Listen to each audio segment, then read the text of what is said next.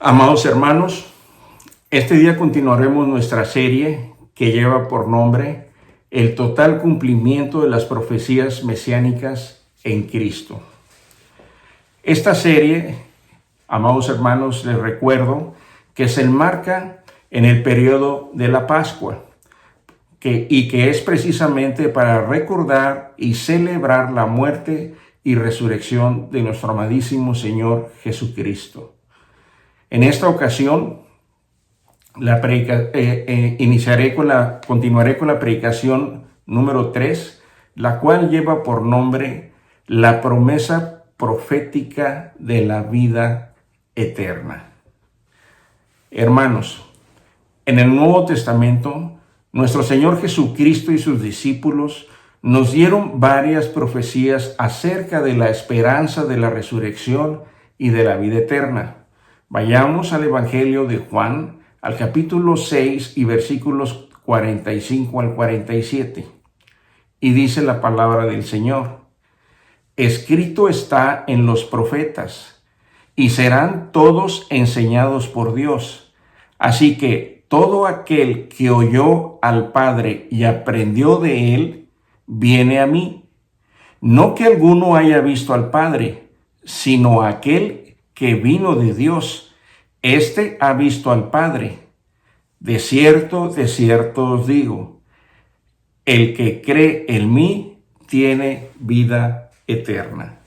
Juan 6, versículos 45 al 47. Amados hermanos, nuestro Señor Jesucristo se presentó como el cumplimiento de la enseñanza del Padre. Venir a Jesús es la consecuencia lógica de haber oído o escuchado al Padre. Aquí, en este versículo, nuestro Señor Jesucristo aclara que aunque los creyentes aprenden del Padre, nadie lo ha visto aún, nadie lo ha visto directamente, excepto Jesús mismo. Esto resalta la unicidad de Jesús como el revelador perfecto del Padre. El que vino de Dios, dice la palabra, y esto se refiere, amados hermanos, a el origen divino y la preexistencia de nuestro Señor Jesucristo. Este versículo establece una clara distinción entre la experiencia de los creyentes que oyen al Padre y la experiencia única del Hijo, quien ha visto al Padre. Esta es una de las declaraciones enfáticas de nuestro Señor Jesucristo, cuando nuestro Señor Jesucristo dice la frase, incluso está muy seguido en los evangelios, esta frase: de cierto os digo. 2 veces dice nuestro Señor Jesucristo, de cierto os digo, y es para resaltar la importancia de cuando está haciendo una declaración en la cual nosotros debemos poner extrema atención. La fe en Jesús es presentada como el único requisito para la vida eterna, hermanos. Es una declaración presente. Dice, o la frase dice, tiene vida eterna. No dice que tenía o que va a tener en el futuro vida eterna. Implica que la vida eterna comienza desde el momento mismo del inicio de la fe, en que Dios concede la fe, no al momento de morir físicamente. Es decir, amados hermanos, cuando uno es bautizado y reconoce a Cristo como su Salvador, en ese momento comienza esta vida eterna. Este versículo condensa el mensaje del Evangelio de Juan. Jesús es el camino a la vida eterna por medio de la fe. Amados hermanos, hay varios versículos que se refieren a la vida eterna y estos versículos forman parte del discurso del plan de vida que tenemos o que vemos en el Evangelio de Juan en el capítulo 6, donde Jesús revela que Él, o sea, Cristo, es el verdadero alimento que da esa vida eterna. Jesús une la revelación del Padre con su propia misión. Conocer al Padre lleva a creer en el Hijo. El énfasis, amados hermanos, está en la iniciativa divina, en la salvación. Dios enseña, y en la respuesta humana de fe, el que cree tiene la vida eterna. También podemos encontrar profecías relacionadas con la vida eterna. Ahora, si les parece, vayamos al Evangelio de Juan, el mismo Evangelio, en el capítulo 3 y versículo 16. Y dice la palabra del Señor: porque de tal manera amó Dios al mundo, que dio a su Hijo unigénito para que todo aquel que cree en Él no se pierda, sino que tenga vida eterna. Juan 3:16. Abordemos pues, si les parece, amados hermanos, este versículo para poder comprenderlo en su dimensión correcta. Vayamos al contexto literario y teológico de este versículo. Este versículo forma parte de la conversación entre Jesús y un sacerdote importante que pertenecía al Sanedrín de nombre Nicodemo. Era un fariseo, el cual viene a Jesús de noche. Y viene de noche precisamente para que no fuera descubierto o visto por sus demás compañeros que había ido a buscar a Jesús. El tema principal del capítulo, de este capítulo, es el nuevo nacimiento y la necesidad, amados hermanos, de renacer espiritualmente para entrar en el reino de Dios. En el Juan 3:16 resume el corazón del Evangelio, el amor de Dios, la centralidad de Jesucristo, la necesidad de la fe y la promesa de la vida eterna. Vayamos, si les parece, a hacer un análisis o un exégesis del versículo por versículo para poder entender bien la palabra del Señor. Entonces, vayamos primero al versículo 1 que dice: porque de tal manera amó Dios al mundo. Ok, la frase de tal manera viene del griego houtos. No solo indica intensidad, sino la forma en que Dios mostró su amor. Y también viene o encontramos la palabra amó, el verbo amó. El verbo está en auristo, es decir, acción puntual, señalando un acto decisivo y concreto en la historia, la entrega de su Hijo. Continuando con el versículo, vemos la frase: Dios amó al mundo. En el contexto de Juan, el mundo, de la palabra griega cosmos, no se refiere solamente a la creación, sino al sistema humano caído, rebelde contra Dios.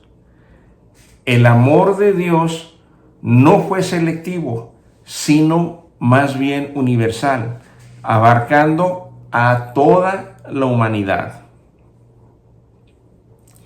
Continuando con los versículos, llegamos a la frase que dice que ha dado a su Hijo unigénito. La frase ha dado, este verbo implica un acto de entrega voluntaria, no forzada. Dios no fue obligado ni presionado a entregar a su Hijo. ¿A quién? Dice su Hijo unigénito. Significa único en su clase, no simplemente su único Hijo. Hermanos, Jesús es el Hijo eterno, de la misma naturaleza que el Padre. Dios lo entregó para morir en lugar de todos nosotros los pecadores. Si seguimos avanzando en el versículo, ahora vemos la frase, para que todo aquel que en él cree. Y detengámonos un poco en todo aquel. Cuando decimos todo aquel, está hablando de una universalidad o en la universalidad de la oferta de salvación. Que cree en él, que es decir, implica fe activa, confiar en Jesús como el Salvador y Señor, no solo aceptar su existencia, sino creer que Él es nuestro Salvador. El significado de estas palabras en griego específicamente implica una confianza continua, personal y relacional con Jesucristo. Y continúa el versículo y concluye diciendo, no se pierda, mas tenga vida eterna. La frase no se pierda, hermanos, implica juicio y condenación eterna como el destino natural del ser humano pecador sin Cristo. Tenga vida eterna se refiere a que tenga vida de calidad espiritual en la luz, es decir, vida que proviene de Dios y calidad y vida de calidad eterna. No es solo una promesa futura, sino una realidad presente para el creyente. Vayamos a Juan, al capítulo 5 y versículo 24. Y dice el Señor, de cierto os digo, el que oye mi palabra y cree al que me envió, tiene vida eterna, y no vendrá condenación, mas ha pasado de muerte a vida. Juan 5:24. En resumen, amados hermanos, Dios es el iniciador de la salvación. Jesús es el regalo supremo de ese amor. Y la fe en Cristo es el medio para recibir ese regalo. La salvación, amados hermanos, no es por obras, sino por gracia, mediante la fe. Esto lo dice Efesios 2, versículo 8 y 9. El destino eterno del ser humano depende de la gracia y de la voluntad de Dios, quien nos concede la fe necesaria para responder a este acto de amor. Hermanos, nuestro Señor Jesucristo le profetizó al apóstol Juan cómo sería esta vida eterna. Y lo podemos ver en el Apocalipsis. Si les parece bien, vayamos al Apocalipsis, al capítulo 21 y versículos del 1 al 7. Y esta es la visión que le da Cristo al apóstol Juan. Entonces vi un cielo nuevo y una tierra nueva, porque el primer cielo y la primera tierra pasaron, y el mar ya no existe. Y vi la ciudad santa, la nueva Jerusalén, que descendía del cielo de Dios, preparada como una novia ataviada para su esposo. Entonces oí una gran voz que decía desde el trono: el tabernáculo de Dios está entre los hombres, y Él habitará entre ellos, y ellos serán su pueblo, y Dios mismo estará entre ellos. Él enjuagará toda lágrima de sus ojos, y ya no habrá muerte, ni habrá más duelo, ni clamor, ni dolor, porque las primeras cosas han pasado. El que está sentado en el trono dijo: yo hago nuevas todas las cosas. Y añadió: escribe, porque estas palabras son fieles y verdaderas. También me dijo: hecho está, yo soy el Alfa y el Omega, el principio y el fin. Al que tiene sed, yo le daré gratuitamente de la fuente del agua de la vida. El vencedor heredará estas cosas, y yo seré su Dios, y él será mi hijo. Pero los cobardes, incrédulos, abominables, asesinos, inmorales, hechiceros, idólatras y todos los mentirosos tendrán su herencia en el lago que arde con fuego y azufre, que es la muerte segunda. Apocalipsis 21, versículos del 1 al 8. Hermanos, hagamos el mismo proceso, hagamos una exégesis, entremos a hacer un estudio de esta palabra del Señor. El cielo nuevo y la tierra nueva representan una creación renovada, libre del pecado, del caos y de la corrupción.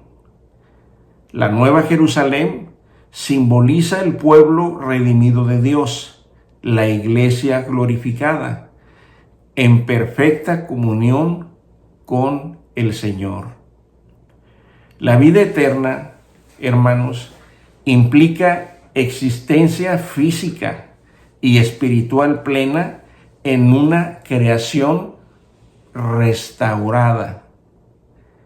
Cuando el apóstol Juan se refiere al tabernáculo de Dios con los hombres, significa que la presencia divina de Dios, del Padre Celestial, será total y continua. Esta es la máxima expresión de la vida eterna, amados hermanos. Estar con Dios para siempre, sin separación de Él, sin necesidad de mediadores ni de barreras. Esta comunión perfecta es el cumplimiento de todo el propósito bíblico que tiene el Señor desde la creación, desde el Génesis. Hermanos, en la vida eterna que nos promete nuestro Señor Jesucristo, significa el fin del sufrimiento y de la muerte. La Biblia dice que ya no habrá muerte, ya no habrá dolor, ni llanto, ni clamor.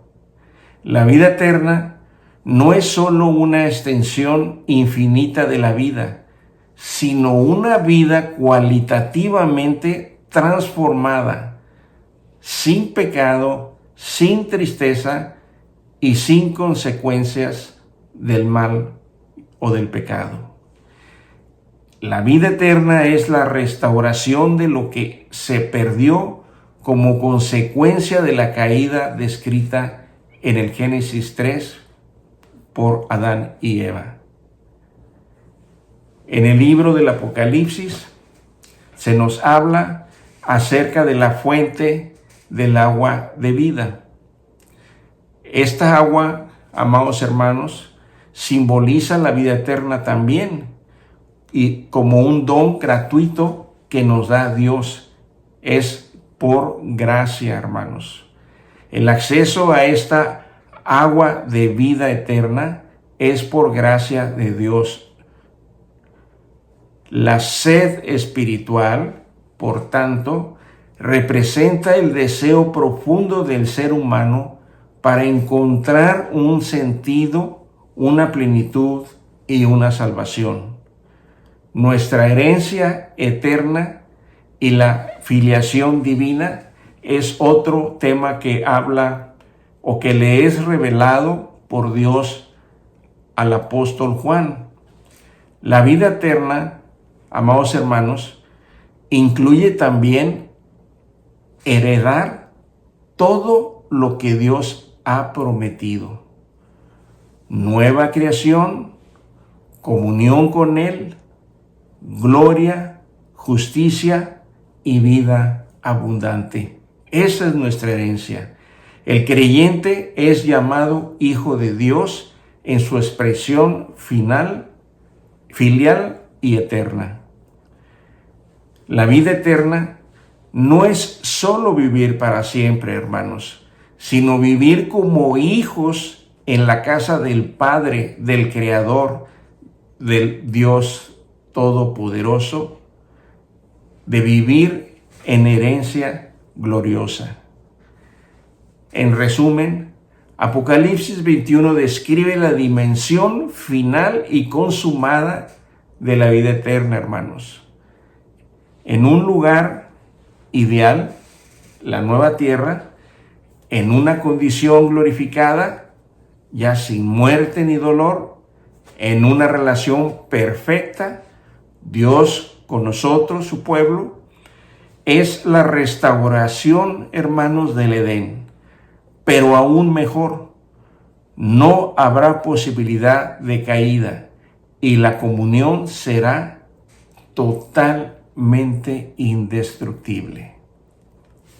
Amados hermanos, la vida eterna es don de Dios, accesible solo por la gracia mediante la fe. Esto lo dice Efesios 2:8. Y es la esperanza suprema del cristiano, la cual con su resurrección, nuestro Señor Jesucristo nos da la certeza de esta promesa. Concluyo con lo siguiente, queridos hermanos. Sin duda que estas profecías acerca de la promesa de nuestra vida eterna se cumplirán así como las profecías del Antiguo Testamento se cumplieron en la venida de nuestro Salvador Jesucristo. Nuestra tarea, amados hermanos, como hijos de Dios, debe ser de enfocarnos en obedecer los dos principales y más grandes mandamientos de la ley de Dios, en donde también se basa y depende, dice la Biblia, toda la ley y los profetas.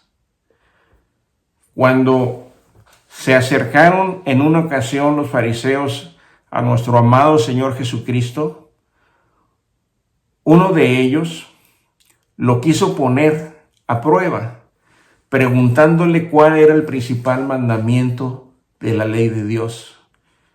Y nuestro Señor Jesucristo contestó con estas palabras que están en Mateo, en el Evangelio de Mateo, capítulo 22, y versículos del 36 al 40. Y dice la palabra del Señor: Maestro, ¿cuál es el gran mandamiento de la ley? Y él le contestó: Amarás al Señor tu Dios con todo tu corazón y con toda tu alma y con toda tu mente. Este es el grande y primer mandamiento. Y el segundo es semejante a este: amarás a tu prójimo como a ti mismo. De estos dos mandamientos depende toda la ley y los profetas. Mateo 22, versículos 36 al 40. Hermanos, debemos amar a Dios y amar al prójimo como a nosotros mismos.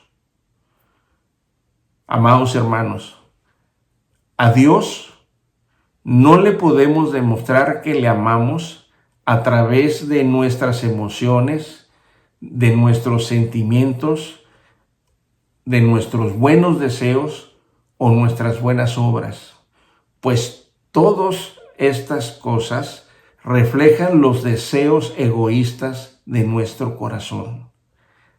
Hermanos, la única manera en que Dios ve que en verdad le amamos es solo por medio de nuestra obediencia con convicción y gozo a los mandamientos de Cristo. Creyendo y viviendo en el Evangelio, heredaremos la vida eterna prometida y profetizada por Dios por la fe. Amén. Hermanos, que el Señor les bendiga.